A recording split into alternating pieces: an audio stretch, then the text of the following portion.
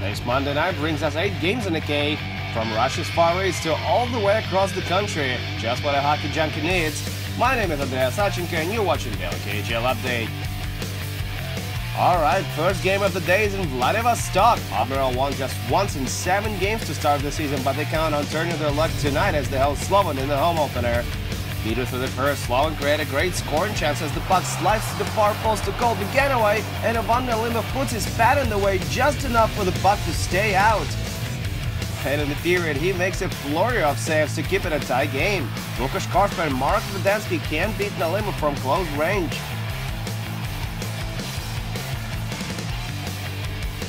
Eight minutes into the second period, Admiral bring home fans to their feet as Damir Zhefarov scores his first of the season.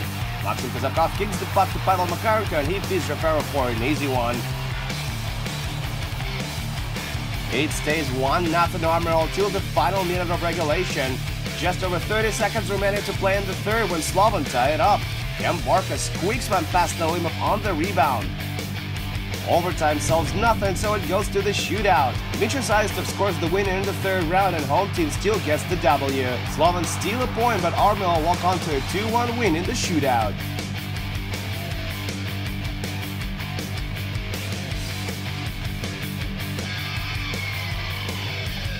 And now to Khabarovsk, who Amur take on Jokerit in the first home game of the season. Amur used North American-sized ring starting this season, and this is our first look at it. We go to Platinum Arena for the action. Alexei Babaltsov blows the roof of the building just 3 minutes into the game as it beats Ryan Zapolsky for his third goal of the season. Can't ask for a better start, 1-0 Amur. Midway through the period, Jokerit bring it all back to even. Miki Niemi wins a face-off in the offensive end, and Marco Antiel scores his fourth. We've seen this play before and it works for them again. 4 minutes later, Amur regained the lead. Pavel Dudinov breaks into the zone, takes a quick shot. Zapolsky has a piece of it, but it still slides into the net. Jokerit get back even before the intermission. Brian O'Neill with a toe drag and a lucky bounce on a power play. He's credited with his fourth of the season and we're at 10-2 after 20. Midway through the second now, Amur win a face-off. Dmitry Shvidenko lets her rip from the point. Zapolsky stops it, the puck flies over him, rolls down his back, and Zapolsky knocks it away with his stick. Lucky? Maybe, but it gotta be good to be lucky, remember that. And Amur gonna have nightmares about that chance, because just a few shifts later, Brian O'Neill sets up Eric Tolvanen for a blast. Sensational finish, Rocky slams it into the back of the net for his fourth of the season. And a few minutes later, Matt Gilbert scores his first in Jokerit jersey. It's a sight to see. The puck goes bar down on this one. What a cannon this guy has. No more scoring after that. Brian Zapolsky says no to Bogdan Patekin late in regulation as he stops him on a point-blank range shot. Patekin can't beat Zapolsky 5-all. Jokerit holds on to the 2-goal lead and spoiled the home opener for Amur. 4-2 is the final of this one.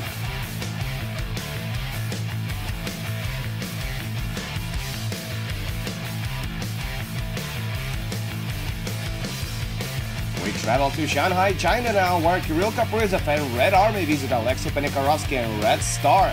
Sounds like a place to be. First goal comes 8 minutes in. Nikita Nesterov puts the puck on net from the point, and Andriy Kuzmenko tips it home for his third of the year. Late in the period, they double their lead with a power play marker. Nikita Nesterov gets his second assist of the night as Greg Scott scores his first goal of the season on the rebound. Early in the second period, they get a 3-0 lead. Alexei Marchenko makes a wonderful pass down low to Kirill Kaprizov, and Kaprizov redirects it into the back of the net for his fifth. 3-0. Red Army got the Chinese side right where they want him. But do they really? Early in the third period, Alexei Penikorovsky beats Gilbert Brulé backdoor, and Brulé scores his first of the year. It comes on a power play. That's one. Midway through the period, Brandon Heap skates to the slot and stuffs it home for his third of the year. Corey Kane gets the only assist on the play. That's 2. And later in regulation, nobody can move Alexei Penikorovsky away from the slot, and he scores his fourth of the year. That's 3. Kunlun have done it. They erase a 3-goal deficit and force overtime. It's gonna end with a heartbreak for them though. With just a second remaining to play in the extra period, Sergei Shumakov scores his first goal in Red Army jersey and wins it for the red and blue. What a game! Red Army give up a 3-goal lead and win it in dramatic fashion. 4-3 overtime final on this one.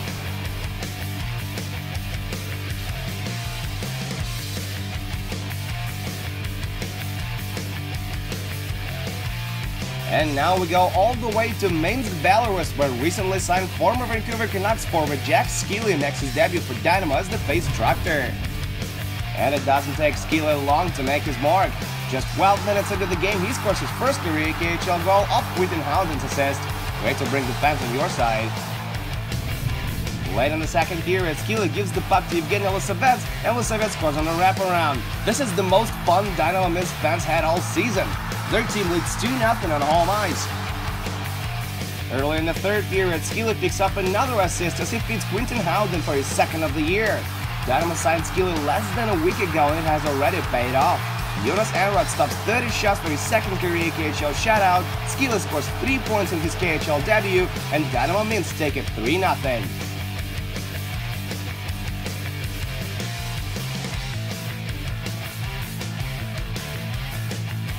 We go to St. Petersburg now, where undefeated SKA with all their superstars take on struggling Lada Tolyatti. The two met 9 times in KHL history and SKA won every game. But tonight they got off to a bad start. Just over 5 minutes in, Stanislav Bacharov splits the D and scores on a breakaway. That's his third of the year. SKA outshoot Lada 24-8 in the first period, but nothing goes past Alexander Lazushin. Here's him making a huge glove save on Sergei Plotnikov. Luck isn't on Plotnikov's side either. Late in the second period, he hits the crossbar with a shot from the hash marks. He's just snake bit. But SKA finally solved Lazushin a couple of minutes later. Nikolai Pohorkin scores his fourth of the season from the slot. This guy's having a great start of the season. Plotnikov gets an assist on the play too. Early in the third, SKA go on a power play. Here in the Botman gets a double minor for high stick in Sergei Plotnikov. And that ends the way it usually ends with these guys. Nikita Gusev sends it all the way across the ice to Pavel Datsuk, and the Magic Man beats Lazushin for his third of the season. That puts SKA in the lead. And just as Lada kill off the remainder of the penalty, they get caught on a counter-attack. Gusev drops it to Ilya Kolochak, and Kovac scores his 9th. That's game. Lada give SKA a run for their money, but still lose in the end. SKA win their 9th consecutive game and remain on top of the league table.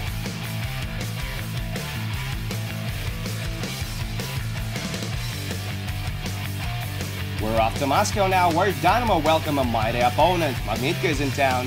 No scoring in the first and for the most part of the second too. The fans get to see a goal with 11 seconds remaining on the clock to the buzzer. Viktor Vishnevsky scores his first of the year on a power play. It goes in off the pipe. Magnitka used their challenge to see if the play was offside, and they ruled it wasn't. The blue and white lead 1-0 after 40.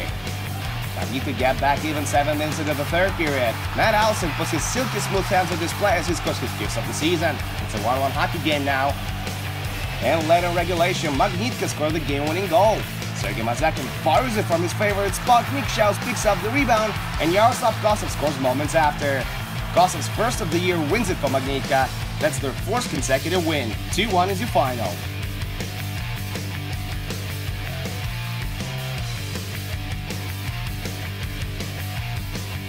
And just a couple of scores to tell you about. Petr Kontia and Stefan Krommel scored a goal and got 2 points each as Lokomotiv took down Uptown Belist 3-2.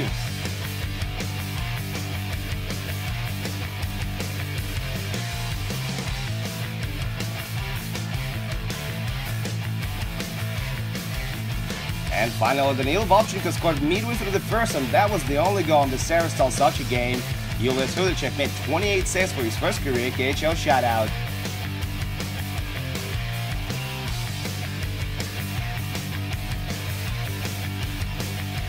That's it for your daily KHL update, but do come back tomorrow though for 4 more games, including Akbar Sportek and Salavat Ulayev versus Dynamo Riga. My name is Andreas Sachenko, thank you guys so much for watching, and I'll see you again soon.